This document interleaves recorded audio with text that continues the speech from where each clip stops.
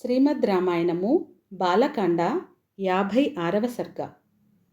వశిష్ఠుడు రెండవ యమదండము మాదిరి ప్రకాశిస్తున్న తన బ్రహ్మదండం పట్టుకొని, ఓరీ దుష్టుడా, నా బ్రహ్మ తేజస్సు ముందర నీ క్షత్రియ బలము అస్త్రశస్త్రములు క్షణకాలము కూడా నిలువలేవు.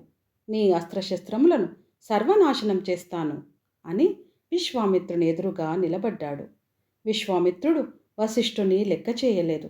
వశిష్ఠుని మీద ఆగ్నేయాస్త్రం ప్రయోగించాడు. వశిష్ఠుని బ్రహ్మదండం ముందు ఆ ఆగ్నేయాస్త్రము నీటి ముందు అగ్ని మాదిరి శాంతించింది, వెనక్కు తిరిగిపోయింది.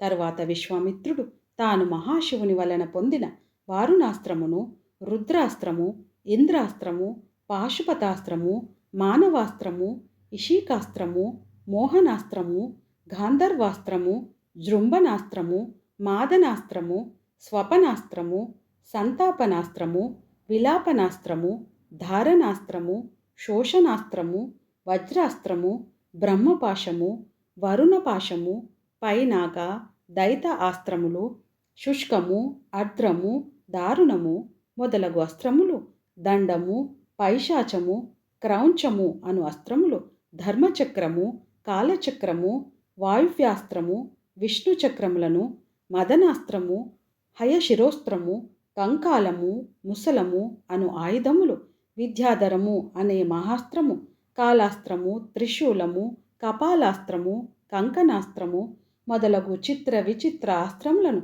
వశిష్ఠుని మీద ప్రయోగించాడు. విశ్వామిత్రుడు ప్రయోగించిన ఆ అస్త్రములన్నిటినీ వశిష్ఠుని బ్రహ్మదండము అవలీలగా మింగేసింది. ఇంకా విశ్వామిత్రుని వద్ద మిగిలింది బ్రహ్మాస్త్రము. దానిని కూడా వశిష్ఠుని మీద ప్రయోగించాడు విశ్వామిత్రుడు.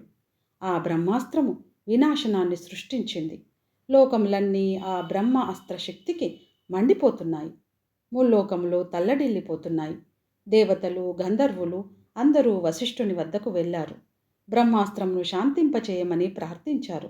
బ్రహ్మ తేజస్సు వెదజల్లుతున్న వశిష్ఠుని బ్రహ్మదండము విశ్వామిత్రుడు ప్రయోగించిన బ్రహ్మాస్త్రమును కూడా మింగేసింది. లోకాలు శాంతించాయి. ఆ సమయంలో వశిష్ఠుడు దేదీప్యమానంగా వెలిగిపోతున్నాడు. వశిష్ఠుని దేహం నుండి అగ్నిజ్వాలలు వస్తున్నాయి. వశిష్ఠుని చేతిలోని బ్రహ్మదండము యమదండము మాదిరి ప్రజ్వరిల్లుతూ ఉంది. అప్పుడు దేవతలందరూ వశిష్ఠుని ఇలా ప్రార్థించారు: ఓ మహర్షి, నీ బ్రహ్మ తేజస్సు అమోఘమైనది. బ్రహ్మాస్త్రము తేజస్సును నీ బ్రహ్మ తేజస్సులో ఐక్యం చేసుకో. నువ్వు శాంతించు. నీ దండమును శాంతింపచెయ్యి అని ప్రార్థించారు. దేవతల ప్రార్థనను మన్నించి వశిష్ఠుడు శాంతించాడు. బ్రహ్మాస్త్రము వశిష్ఠుని బ్రహ్మ తేజస్సులో లీనమైపోయింది.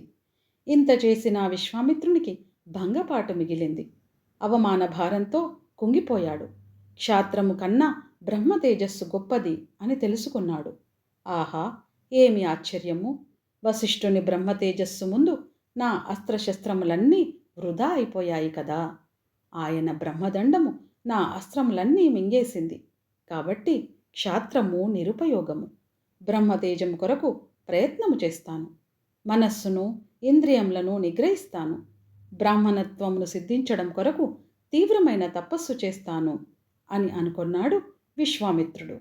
ఇది శ్రీమద్ రామాయణము బాలకాండలోని 56వ సర్గ సంపూర్ణము.